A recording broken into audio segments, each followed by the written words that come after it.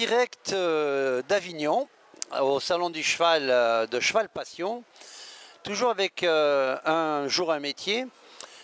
Nous allons rencontrer aujourd'hui quelqu'un qui fait un joli métier, qui est un petit peu à la mode, qui est ostéopathe animalier. Alors, elle ne fait pas que le cheval, hein, elle fait les chiens. Elle s'appelle Meryl et elle va nous raconter un petit peu comment elle est arrivée dans ce métier. Bonjour Meryl. Bonjour. Comment on arrive à être ostéopathe dans la vie? C'est d'abord l'amour des animaux, l'envie de soigner aussi. Après, c'est vrai que c'est un métier intéressant au sens où on peut régler des problèmes uniquement avec ses mains sans utiliser de médicaments, d'anti-inflammatoires et tout ce qui va avec. Comment on pourrait définir l'ostéopathie? Alors l'ostéopathie, on peut dire que c'est une étude globale du corps. On le considère vraiment dans sa globalité. À la différence d'une médecine dite allopathique, par exemple vous allez voir votre médecin, vous avez mal au genou, il va regarder vos genoux, etc. Nous, si vous voulez, on s'attache à l'ensemble du corps. Parce que votre genou, il est tenu par des muscles, des tendons, des ligaments qui vont se rattacher eux-mêmes ailleurs. Et souvent, se dessinent des chaînes de posture. Souvent, quand vous avez mal à un endroit, vous allez modifier toute votre posture corporelle pour protéger cette zone et qu'elle soit le plus rapidement possible réparée par vous-même. Et c'est ce qui, nous, en fait, on analyse toute cette chaîne et on la défait. On la défait comment? Avec diverses techniques, il en existe plein en ostéopathie. Je pense que vous remarquez que tous les ostéopathes ne travaillent pas de la même manière. Chacun un peu ses techniques qui lui parlent le plus. Et après, donc c'est en fonction des pathologies et du praticien, on va utiliser telle ou telle technique. C'est sûr qu'on ne va pas soigner un poulain de 2 mois comme un cheval de 5 ans ou un canis de 12 ans, quoi.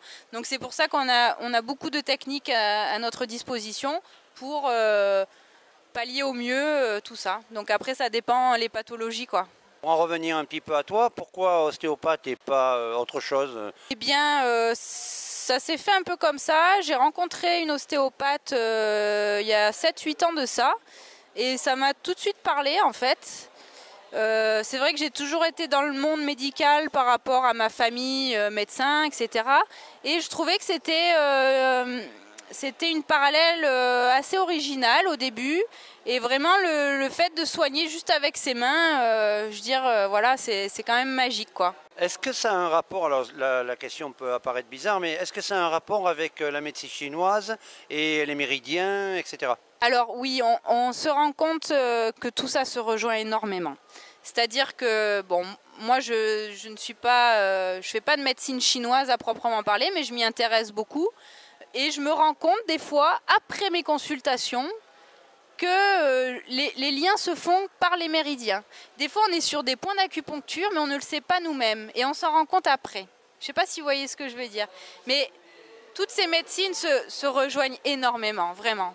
Alors donc, il n'y avait pas beaucoup d'écoles en France. Alors, quelle école pour arriver à avoir ce diplôme? Vraiment en cours d'évolution. Il y a différentes fédérations qui se sont créées. Certaines écoles font partie de telle fédération et d'autres font partie d'une autre. Au jour d'aujourd'hui, on a quand même une ordonnance en 2010 disant qu'on a le droit de travailler sous conditions à définir. Donc déjà, on a l'accord du ministère pour travailler. Après, il était question éventuellement d'être sous tutelle vétérinaire. Donc là, c'est en cours. Nous, on a créé une fédération avec des vétérinaires de l'ordre des vétérinaires, des ostéopathes humains et des ostéopathes animaliers pour créer une charte de déontologie, la présenter au ministère et faire des formations ouvertes à tout le monde, mais de manière qualitative, c'est-à-dire qu'on cherche des écoles de qualité, voilà, qu'on sorte que les jeunes ils puissent aller travailler correctement, quoi. Toi-même, tu as fait une formation en Suisse? Oui, tout à fait. À l'époque, il n'y en avait pas en France parce qu'il n'y avait pas encore eu ces décrets. Donc personne n'osait vraiment s'implanter en fait en France. Et maintenant, mon école de Suisse s'est implantée à Lisieux en fait. Est-ce que ça coûtait cher ces formations?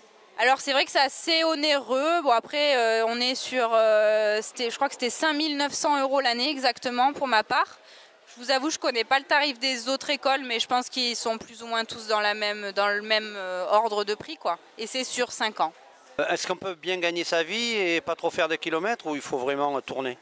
Alors après, si vous voulez, c'est toujours pareil, c'est-à-dire qu'on est de plus en plus nombreux, parce que comme vous l'avez dit, c'est quand même un métier un peu à la mode. Souvent, les ostéopathes équins sont quand même obligés de couvrir un secteur assez large, parce que si vous faites bien votre travail et que vous avez bien soigné le cheval, il n'a plus besoin de vous tout de suite. Vous voyez ce que je veux dire? Donc c'est vrai qu'il faut un peu prospecter. Généralement les ostéos ils font au moins 3-4 départements quoi. Il y a aussi des ostéopathes pour petits animaux qui ont un petit cabinet, qui reçoit uniquement des chiens et donc là eux ils font beaucoup moins de kilomètres.